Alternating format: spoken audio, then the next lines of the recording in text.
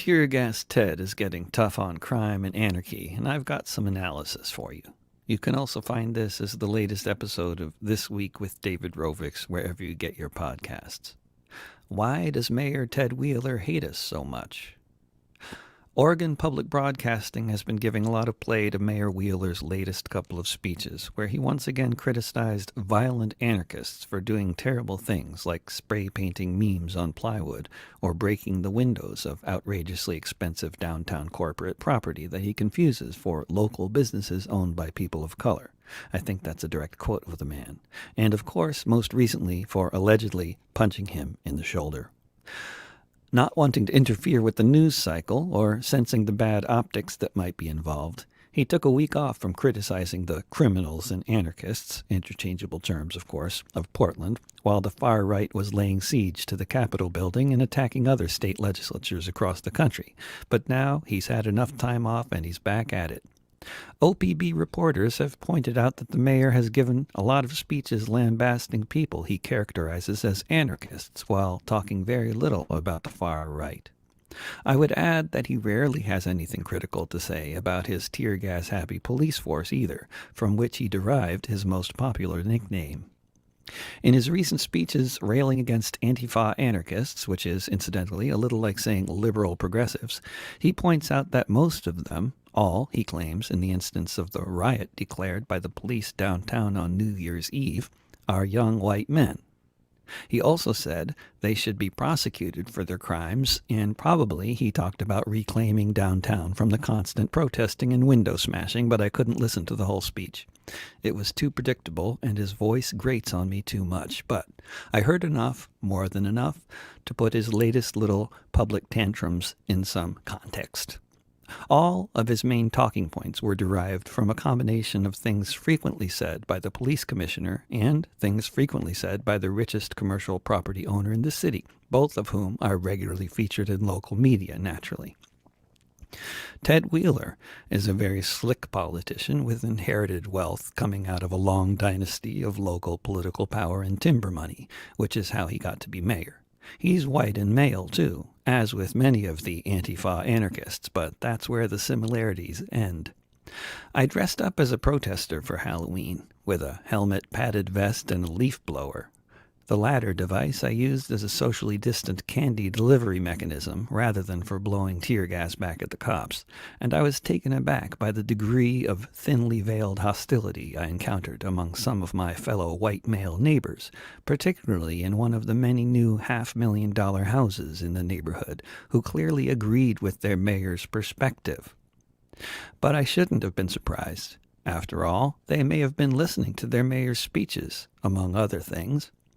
To be very specific about who these Antifa anarchists are that the mayor is referring to, what I can say from personal knowledge is that half of them are housing insecure because they can't afford to live in this country the way it is these days, especially here in the most rent-burdened city in the USA. Privileged white male youth? Hardly. Not like Ted was when he was young. Not at all. Also, as anyone who has spent much time at protests in Portland over the course of the past few months can attest, including the ones downtown, many of the participants are, in fact, black, and from every other racialized group. Also, many identify with genders other than male or female, which of course the mayor has no interest in knowing about or acknowledging in his word use. Also, many are not male in any sense, but are female-identified females.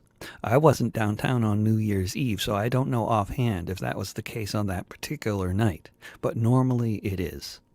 So to recap, the mayor is laying into a fairly small group of largely homeless teenagers for being upset with the government, for a whole lot of different reasons, and for daring to express their anger by launching fireworks at City Hall, which is a very solid stone building, and for smashing the windows of a Starbucks nearby. Quite likely they did this after being thoroughly shot at and gassed by the cops.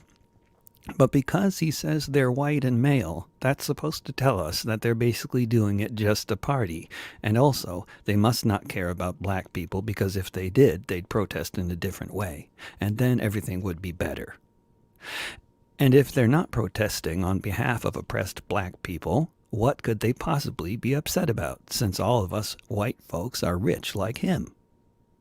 Now, the mayor, being the mayor of the city and the ostensible head of the police bureau, presumably knows that the Portland police, like all the other police departments across the country, have undercover agents. He also knows that what these agents tend to do, among other things, is join the black bloc, Antifa anarchists, and be the first ones to throw rocks at windows. This is an established pattern. He ignores it. This is not to say that it's only undercover cops throwing rocks, but they do throw lots of them, no question about it, and he chooses to ignore this fact. Why does the mayor have just about nothing critical to say about the far right, which is growing across this country? Is it because they don't tend to smash windows, at least until recently, but only attack random black people and random black-clad white people with bear mace and pickup trucks? Smashing windows is much worse for business than attacking protesters, or people perceived to be protesters. Is that why he cares so much about the windows and calls the smashing of the windows violent, unlike the plastic-coated steel bullets and other projectiles fired at us by the police, which he would call something like responding to violence with established crowd control techniques? The mayor repeats the line of the police chief, that there needs to be prosecutions of these violent protesters. The mayor knows full well that in order for there to be prosecutions, the police have to actually target specific people who have committed a crime, arrest them, and charge them. At that point, the district attorney can decide whether to press the charges, change the charges, drop the charges, or whatever at his discretion. He is an elected official named Mike Schmidt, and the mayor has just basically ordered him to get on with the mayor's tough-on-crime program or else. A much more polite, less mafia-sounding, and also perfectly legal version of Trump's talk with that election official in Georgia, really. The police attack entire crowds, methodically, almost never targeting specific people for specific acts, but just attacking everyone as soon as one person throws a water bottle. That's reality on the ground, regardless of the mayor's fantasies. After they attack entire crowds, causing serious injuries, sometimes permanent maiming, always psychological trauma, they round up a few stragglers and arrest them, often including journalists, medics, and legal observers. At which point the DA tends to drop the charges because he has nothing to charge anyone with. He's also a progressive, unlike the gaslighting mayor, but that's largely beside the point in this instance.